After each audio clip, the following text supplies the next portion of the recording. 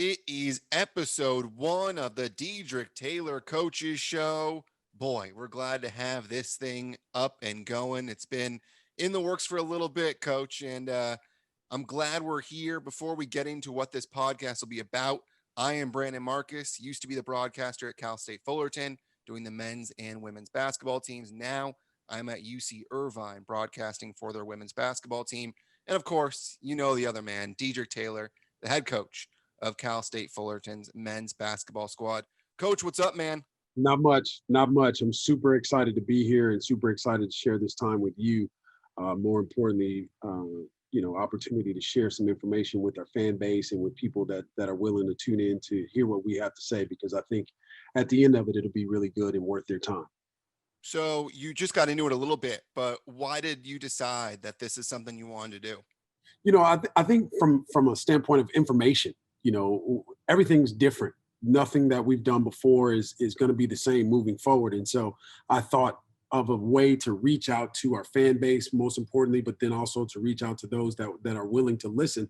We wanted to provide them with information about our program, what the new guys are doing, who are the new guys, our staff, just information that normally would be out over the internet or be out in person, which we cannot do right now, but then also interpret sort of the information coming from the NCAA in terms of the landscape of college basketball, what we can expect moving forward under the COVID circumstances, under the transfer circumstances. There are all these things that are out there that different people are hearing. And so we want to try to make sense of it for ourselves, number one, but for our fan base and for those that are willing to listen. So we'll get into all of it throughout this season. I mean, we'll talk about what's going on behind the scenes. We'll talk about the program. We'll talk about games, previewing, recapping games.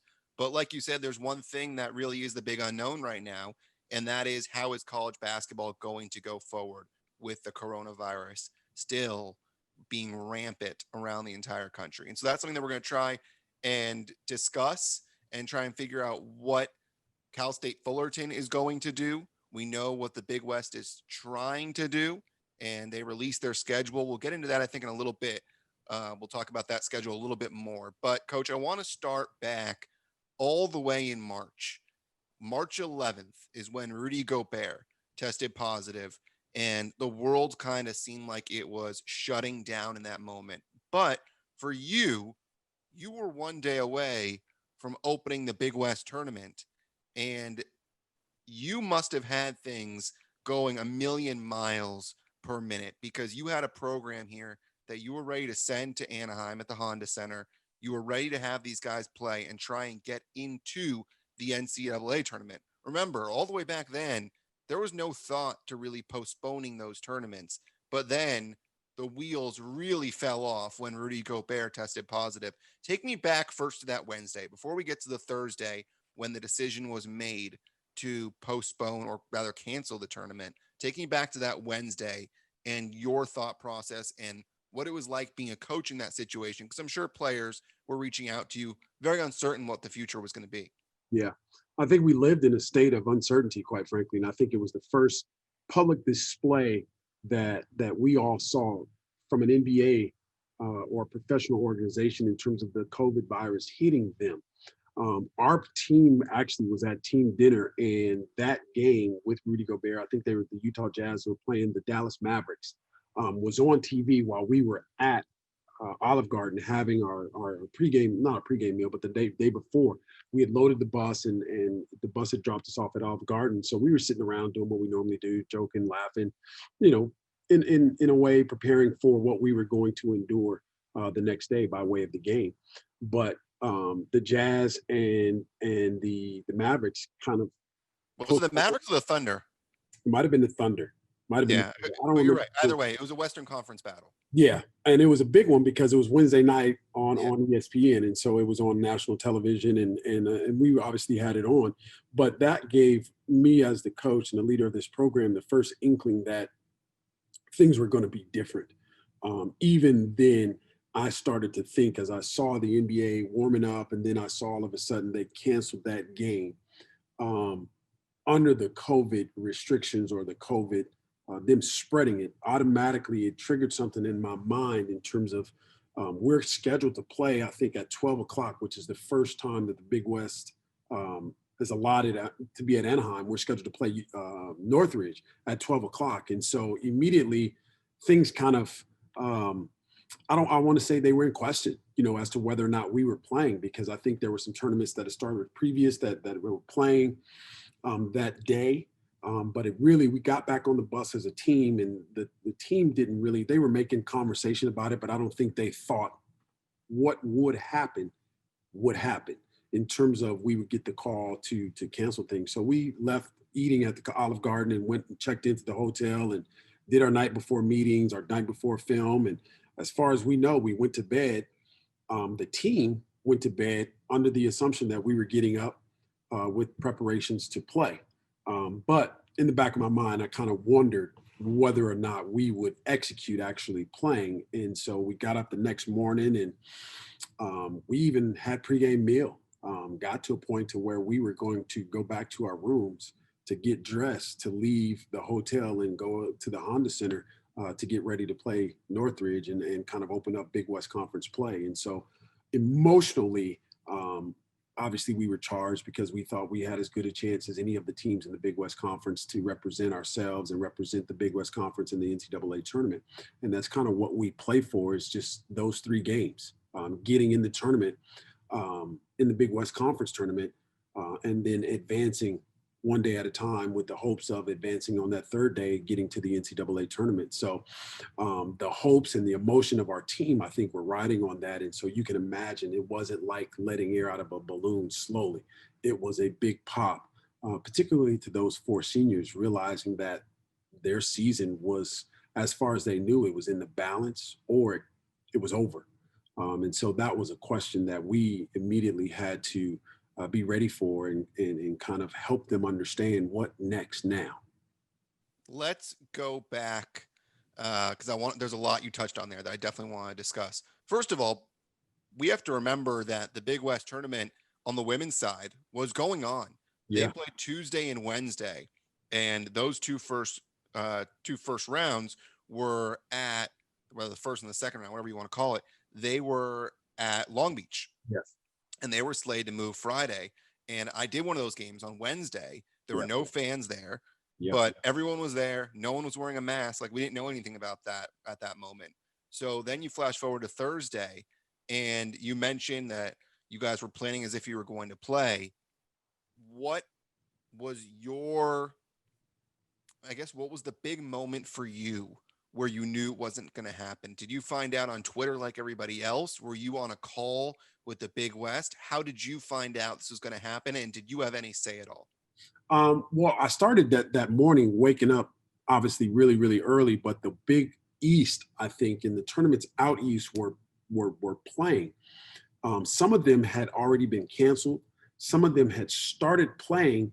And I think at halftime, the 2 teams went in and they never came back out. Things basically, and I saw that visually with my own eyes. And so I started to wonder out loud, hey, to our staff, hey, there's no chance that we're going to play this game. I got to imagine that things are going to get to our level and, be null and void. And so I was finally made aware of it by a phone call that I received from our assistant athletic director, Greg Paulus. And he basically said, hey, the powers to be are meeting, and they're going to get back to us in 15 or 20 minutes and kind of let us know what to expect, whether we're going to play, whether we're not going to play. But in the tone of his voice, it kind of led me to believe that things were not normal. We didn't really know what to expect, other than the Big West tournament was going to be canceled.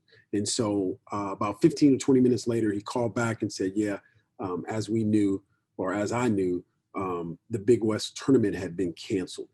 And so immediately I met with our team, and probably that lasted 5 minutes because I was going to get on a call. I was supposed to get on a call with our administration. All the head coaches from Cal State Fullerton and the administration were getting on a call and kind of rallying the troops, so to speak, and just trying to provide us all with information saying, hey, this is what it is, and this is what you're going to do in accordance with it being what it is. And so we were still at the hotel. I think we didn't leave the hotel for another hour and a half, because I kind of had to use that time to kind of galvanize myself galvanize our staff, organize our staff as to what we were going to do and how we were going to do it. And here I am sitting at the hotel in Anaheim waiting for what I think is going to be a really good game, to have it canceled and then to have our season come to a screeching halt.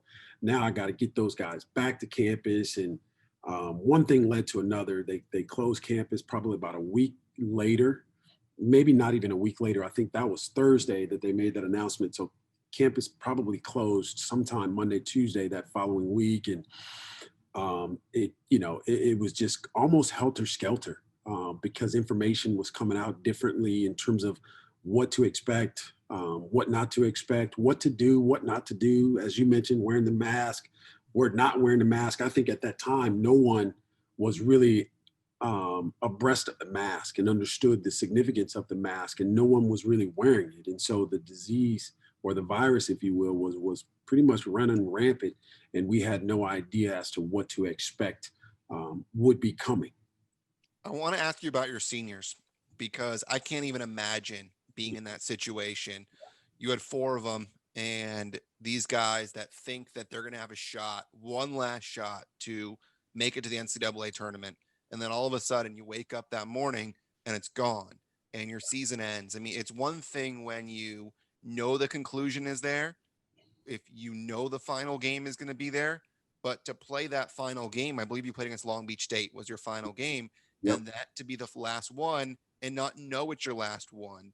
Yeah. What was the discussion like with those four guys? Because it had to, I'm sure, have been very difficult for them to stomach. It was extremely difficult for them to stomach, for them to come to the realization, as you mentioned, that Long Beach State was in fact their last game. At the next game, they didn't know that it would be, that it would be those four signing a professional contract and trying to play at some point in time in the future, playing pro. As far as their mind could tell, they were going to play Thursday, and we had been basically doing everything to prepare for that. But the coach in me and the leader in me also used that opportunity to let those guys know, but also let our team know that we are not in a situation where we can take anything for granted.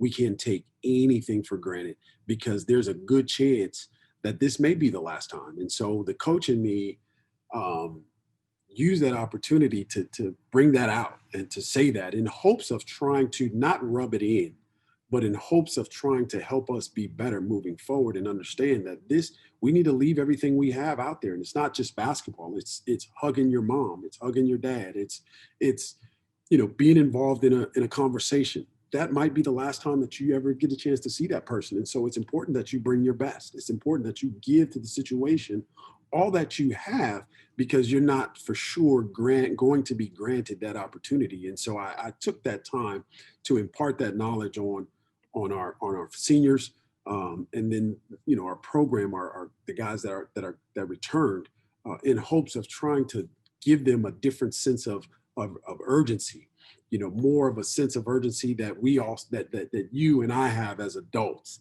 Trying to give the youth of today that sense of urgency completely is a different story. But we were trying to do that, and again, I think it fell on different ears, because quite frankly, it didn't seem real. It didn't seem like Yeah. it was over.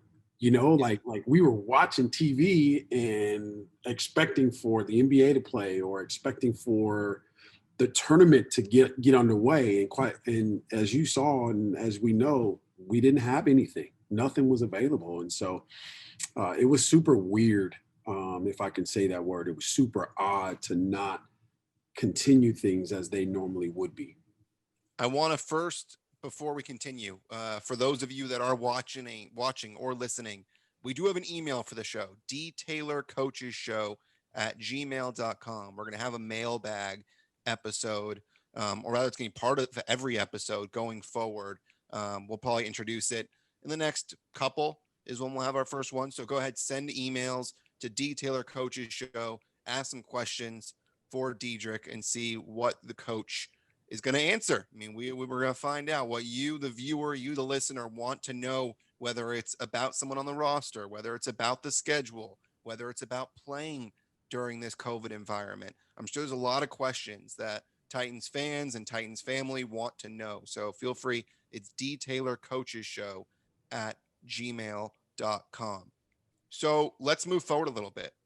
A normal off season consists of you going out and recruiting and watching these tournaments, and you welcome in your new recruits normally, and you bring them on campus and you're practicing during the summer, and that doesn't happen. It's very different this off season than previous off seasons. Tell me what that's been like. Let's start first with the recruiting side of things. Not the recruits that came, not the guys that came in, the incoming freshmen, but more of the recruiting side of things for you. What has it been like? Because you've basically been sidelined. Yeah. No, it's been different, very very different than we've ever had under the circumstances. Just simply because normally, we're out and about, we're moving and grooving and doing our thing from a recruiting standpoint, but we could not under the COVID restrictions. There was nothing that we could do, and I think that has enacted the NABC, which is the coaches organization, to submit some legislation that basically would disallow us to use, or it would change. Right now, we have 121 days, I think, that we can use towards recruiting. One thing that came out of this current situation where we're still not able, it's November 9th, and we're still not able to recruit, which is mind blowing. But I think it's good. The coaches have taken this time to be with their families. They've taken this time to be present mentally and physically. I think different than any other time before. And with that, we've springboarded into making a submission, or yeah, making a submission to the NCAA, saying we're going to give some of those days back and only utilize 65 of those days, and try to enact some type of change, because I think all of us saw recruiting take a different form. And the form that it took, it's not us racing to the airport or racing to the rent a car to catch this workout or catch this game and so on and so forth. It presented something totally different. We obviously had to use the Zoom, to connect with recruits, to connect with their parents, to connect with, whoever was involved. And I think all of us, did a really good job, and specific to Cal State Fullerton. I want to take a moment and I want to pat our staff on the back, because at the time we had two guys signed, Dante Maddox and Landis Spivey. But we ended up signing six more guys under the current circumstances, which is rare in itself to do that, to sign six guys if things are normal.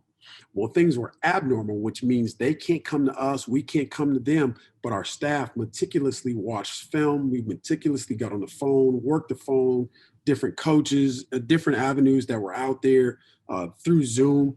We signed six new guys, and we'll get into that, but I'm super, super proud of the way that we responded to the current circumstances, not being able to recruit. And so, like you mentioned, normally we bring all those six guys in the summer. We do individual stuff, we do some team stuff, but really trying to indoctrinate those guys into our culture so that hopefully we can continue to build on that culture, and it's where we want it to be come towards the end of the year. But unfortunately, the only thing we could do once we got our team together was this: we Zoom call. We would Zoom call once a week. We'd have different topics. There were times where we'd have different speakers. Sometimes the speaker was our player, our players, but trying to be creative as possible to engage with 18 to 22, 23-year-old guys on the computer. I think it was different from this standpoint. I mean, we had to enact some rules like, hey, don't be in your car, don't be FaceTiming, don't be, hey, get somewhere and sit down and participate in the conversation. So that part of it was really unique, but it was good because we were able to connect with those guys. And I'll tell you, the funny thing now that we're able to practice is now I can go back to a couple of those conversations in terms of culture, and they said all the right stuff, but we're not executing those things. And so now I can pull out the notes and say, hey, on this date, this is what you said in regards to our culture, but you're doing something completely different. Now, which one is it? And we have a conversation about it. And so trying to take advantage of the circumstances as they are, I think is very, very important. Like us as head coaches, I think in this situation, in this time, I think we have to be, it should say head coaches, pivoter. I don't even know if that's a word, but a guy that's willing to put together his plan, and then he wakes up or he gets to the court and all of a sudden that plan is, you can't do that. You can't do none of that, coach. Make up what you want to do on the fly, and these are the circumstances. And that's kind of how we are operating, and it's been good for us. Everybody feels like we're behind. Some schools may feel like they're ahead, but I choose not to really focus on that. I choose to stay within the moment, and if we're together, whoever's on the court, if they're hurt, you're off the court. But whoever is on the court, just try to make us be as just try to put the mindset in each of us to be as good as we possibly can. And then after practice, it is what it is. We'll regroup and we'll do that the next day. There's one thing you said that I want to get a little more into, not too into, but I'm curious about, and that is you mentioned you're zooming with these recruits. Mhm. How does that work? How does that get set up? And how much time do you have with them? What are you asking them? Because it's very different being in someone's home or going to a gym and watching them play and then talking to them afterwards. What was that like? It was weird. It was different from a standpoint of you're talking to those, or you're having those experiences in front of a computer. And coaches, I'm assuming, are with you too, right? It's Yeah, not just yeah, you. yeah. It's not just me. There's a couple of instances where it was myself. I think there's a couple of instances where it was just the staff and not me. But I think who set it up is just like a phone call. Hey, coach is going to call at 12:05 on Wednesday or 12:30 on Wednesday. Can you make it? Are you available? Who's available? Your family? Okay, cool. We're going to do it at 12:05. And it was different because it wasn't like we could be anywhere else. We were on lockdown, so you couldn't. At 12:30 on Wednesday, you either took the call or you probably more than likely had another call lined up. Hey, we can't do it at 12:30 because of whatever. Can we do it at 1 o'clock? And so that's kind of how it was lined up. And like I said, the meetings that we normally have in terms of the presentation, as far as our style of play, our depth chart, um, about the city, about the surrounding area. What we normally do is we have these slide, and we present to each family what that particular slide is, but it's a talking piece and a talking point, but it gives an opportunity for us to use that as, hey, you need to talk about this, you need to talk about that. But more importantly, it gives the family an opportunity to ask certain questions. And again, I have to applaud our staff because they did an unbelievable job of deciphering between good information, bad information, who is a Fullerton recruit, who's not. Um, Once we got on the phone, these are the things that are important to them. This is how it relates to them from a Fullerton standpoint. So basically, um, man, trying to get all that information in a phone call, um, it wasn't easy, but the phone calls themselves became easy because of our staff, because of the way that they set it up. And kids started to understand, hey, this is what we have to do. You have to make a decision before you get to campus. Unfortunately, there are no visits. So one of the coaches, or when we finally were able to see our team, I think it was the middle of August that we were actually able to meet face to face, probably half of our team. These are guys that are on your team. You recruited them here. You want to be with them, and you meeting them sometime in August. Wow. That's crazy to think of. And it's so difficult because it feels like in that situation, you are really recruiting based on character No doubt. because you're getting a chance to know their personality, who they are. It's more of getting to know somebody than it is the play on the court because you're going off of what you've seen. And let's not forget that in basketball, there are a lot of late bloomers. There are guys that are going to be better their senior year Yeah, and rise to the top. And so for you as a coach, you're hoping to maybe land one or two of those guys, yeah. but you're really focused on culture and having guys that are going to buy into your program.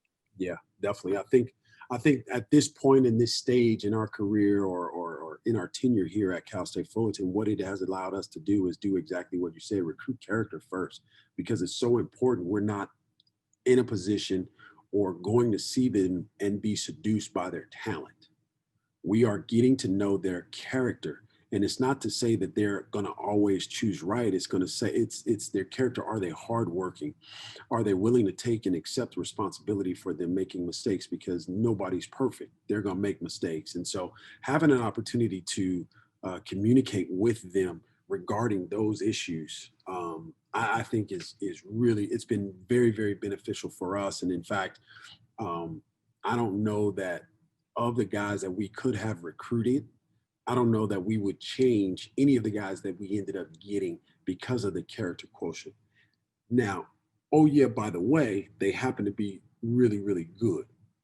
But I think we finally have the cart or the horse before the cart. We recruited character, and then they measure up to our standard in terms of guys that we think are good. And we've also been able to get freshmen. We've been able to get transfers, junior college transfers. All of the above is in this recruiting class of 8 guys. And we're going to see those guys on the court sooner than you think. I mean, it's coming up on us, and we're going to end with this one because I'm sure people that are watching, people are listening, they're coming to this. They want to know what's going on next. What's next? And the Big West released the schedule. They came out and said, you're going to play 10 teams. You're going to play 5 on the road, 5 at home. And instead of doing a home and home with, let's say, you're going to the Pyramid and then you're also hosting Long Beach State, it's going to be 2 games back to back, same site. Your thoughts on the scheduling and whether that's going to help, that's going to hurt, or probably neither. Under the current circumstances, when you first hear that you're playing back to back at the same team, immediately comes a competitive disadvantage. And it's a competitive disadvantage because you never get that team in your own home court and so on and so forth. And so we've vetted all that, and we've dealt with all that. A phrase that I think we're going to use, I know we're going to use this summer's embrace, or not this summer, the season, embrace the suck. I mean, it is what it is. We're fortunate, very, very fortunate to be on the court, to be doing something that we all love, to provide some type of inspiration to people that are watching, to take the opportunity that we have on the court. I mean, I was telling our team this the other day. I was on the phone with the coach last night, and yesterday was his third of the year, his third practice. Wow. His third practice. And in this third practice, he only had 7 guys because the other 5 or 6 were hurt, not because of COVID, they were hurt. And so, you throw all those things into place, and it's their third practice, where our situation is a little bit different. We've been going full, and we've been knock on wood, we've been banging heads a little bit as much as we can, trying to stay healthy. But it's another situation where you look at it and you say, hey, we get to do this because they just canceled our season last year. So now they're giving it to us back. So let's take advantage of it. I mean, it definitely sucks. It's not ideal, but it's a situation, and it's an opportunity for us to go out and be who we can be. And that's quite frankly what we're doing. And we'll go deep into the schedule throughout the season, or rather throughout these episodes. But do you have an idea of when the season might start? Supposedly the season is starting from the NCAA. It's supposed to start November 25th. I believe that's the day before Thanksgiving. So everybody across the country supposed to start November 25th. And then basically the NCAA has put out 2 different criteria, so to speak. You can play in an MTE, and you get, I think it's 25 games. If you don't play in an MTE, you get 26 games. And for those that don't know what an MTE is? A multi-team event. So if you take our schedule, for instance, we're playing in a multi-team event. So it will be scheduled is supposed to be University of San Diego, Portland State, University of Washington, and us. We're going to go and we're going to play 3 games over the course of 4 days. And then our our preseason consists of 4 games as of right now. And then we get right into playing a 20-game conference schedule. And that means that we'll have tons to talk about throughout this entire season. It's just the start of November, but this has been the first episode of the Dedrique Taylor Coaches Show. Brandon Marcus, Dedrique Taylor. You can email us, dtaylorcoachesshow@gmail.com. Coaches, by the way, COACHES. For those of you that need the help to spell over there, it's dtaylorcoachesshow@gmail.com. Open up the mailbag, and we'll answer your questions. Coach, this was fun. Episode 1 is in the books. Definitely. It's a lot of fun, and it will be a lot of fun. And we're super grateful to you for taking the opportunity to have some conversation and put some information out there, because I think the host, you are super important in that, and we're excited about the opportunity. And make sure you stay tuned. We'll have plenty of shows, plenty of episodes. We're looking to drop one per week, and we're going to give you tons of information. We're going to welcome in players. You'll get to learn about the roster. We'll have some special guests, some Fullerton alumni, perhaps, and we're going to take you behind the scenes into what's going on in what will be a very crazy season, something we have not seen during our entire lifetimes. So, a big thank you to you, the listeners, you, the viewers, for watching. We'll be back next time on the Dedrique Taylor Coaches Show.